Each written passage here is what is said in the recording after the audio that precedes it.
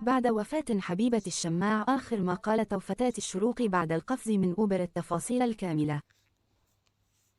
عقب إعلان وفاتها بعد 21 يوما من دخولها في غيبوبة داخل العناية المركزة بمستشفى المركز الطبي العالمي بالقاهرة الجديدة، إثر إصابتها بمنطقة التجمع شرق العاصمة المصرية القاهرة، يستعرض آخر ما قالته حبيبة الشماع المعروفة إعلاميا باسم فتاة الشروق بعد قفزها من سيارة أوبر على طريق السويس في القاهرة، والتفاصيل الكاملة عن الحادث.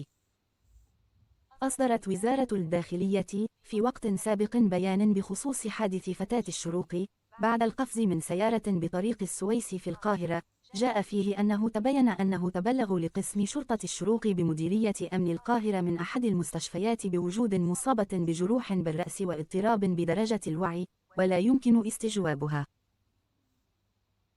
وأضاف البيان أن أحد شهود الواقعة أفاد بأنه حال سيره بطريق السويس بدائرة القسم شاهد المصابة أثناء قفزها من باب سيارة خلف كانت تستقلها أثناء سيرها، فتوقف لمساعدتها وأبلغته أنها كانت تستقل السيارة المشار إليها التابعة لأحد تطبيقات النقل الذكي، ولدى محاولة قائد السيارة معاكستها قامت بالقفز من السيارة خشية تحرشه بها، وتم نقلها للمستشفى عقب ذلك. أقوال المتهم في حادث وفاة حبيبة الشماع.